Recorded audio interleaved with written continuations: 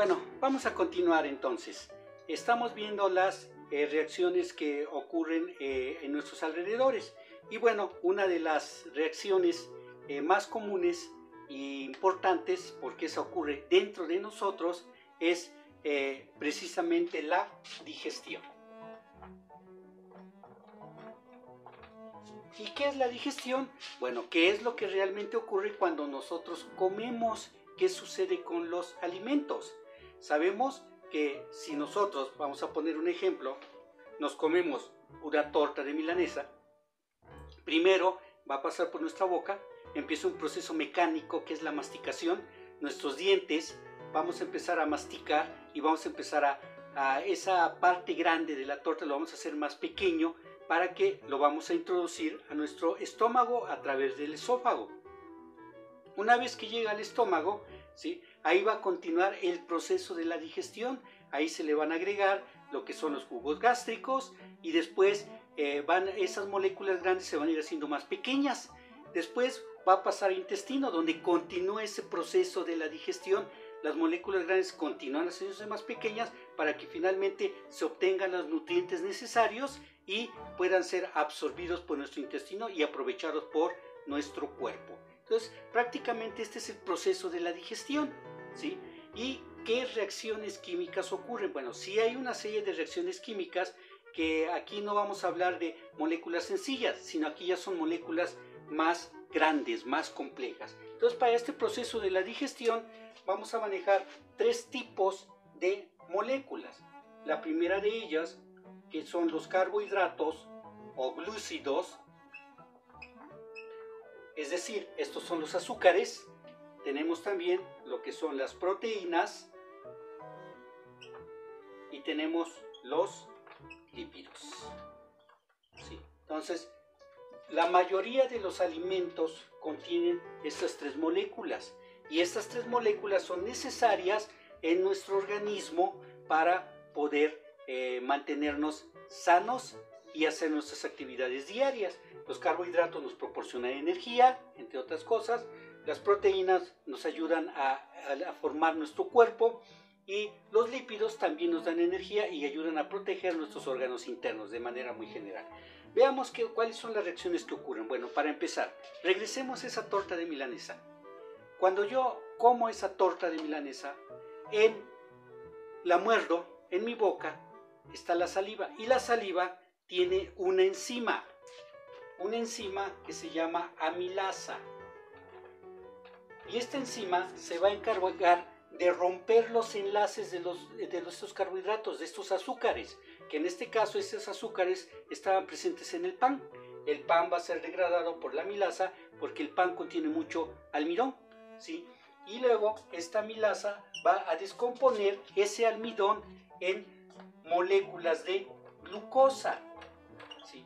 Posteriormente esa glucosa pues va a entrar en mi organismo y se va a formar transformar en energía, que es la que necesito. Entonces, nada más que la amilasa se encuentra en la saliva. Cuando yo paso el bocado al estómago, en el estómago no hay amilasa, entonces ahí no pasa nada con los carbohidratos. Pero cuando pasa al intestino, en el intestino se encuentra la amilasa también y ahí va a terminar de degradarse esos carbohidratos en las moléculas de glucosa que van a ser absorbidas por mi cuerpo para después utilizarlas donde se necesita. Entonces así es lo que ocurre realmente con los carbohidratos. Ahora, ¿qué sucede con las proteínas? Las proteínas, en este caso la torta que les mencionaba, no es otra cosa más que el bistec o la milanesa. Está formada por proteínas. Esas proteínas pues van a ingresar a mi cuerpo. Cuando yo mastico la milanesa, en la boca no pasa nada porque no hay enzimas que las degrade. Mientras que en el estómago, sí, ahí se encuentra la enzima peptina, que esta enzima se encarga de degradar, de romper a la proteína en sus componentes más sencillos, que son los péptidos, y después son rotos a más sencillos todavía, que son los aminoácidos, que después mi cuerpo los va a utilizar para formar las proteínas que yo necesito. Entonces, la degradación de las proteínas no ocurre en la boca, ocurre en el estómago. Hasta aminoácidos. Los aminoácidos pasan al intestino y ahí son convertidos, ahí son absorbidos para que puedan ser utilizados por mi cuerpo de acuerdo a sus necesidades. Bueno, ahora, ¿y qué pasa con los lípidos? Los lípidos o grasas, que fue con lo que frieron el bistec o la milanesa, o sea, estas son grasas. Bueno, existe una enzima que se llama lipasa. Esta enzima que se llama lipasa va a romper precisamente a los lípidos, a esas grasas, y los va a transformar en las unidades básicas que van a ser absorbidas por mi intestino, que no es otra cosa más que glicerol más ácidos grasos. Y como les decía, ya estos son absorbidos en el intestino y son utilizados como reservas de energía a largo plazo, o bien para proteger mis órganos internos.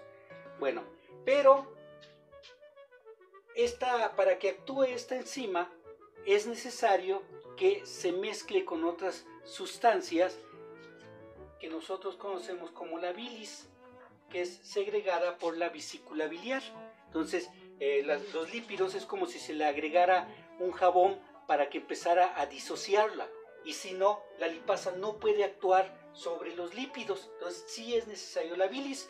Por eso es importante que esta bilis es proporcionada por la vesícula biliar para que se lleve a cabo esta reacción química. Entonces prácticamente en la digestión esas son las tres reacciones químicas que se llevan a cabo, y son importantes porque cuando alguna de ellas no se lleva porque llega a faltar alguna de las enzimas, o en este caso no hay bilis, ¿sí? Entonces es cuando se empiezan a presentar problemas. Entonces prácticamente para la digestión hablamos de tres tipos de reacciones. Los carbohidratos más la milasa me va a dar la glucosa, las proteínas más la peptina, los aminoácidos, los lípidos más la lipasa en presencia de bilis, glicerol y ácidos grasos. Entonces podemos ver ahí que estas son macromoléculas que están llevando a cabo esas reacciones químicas.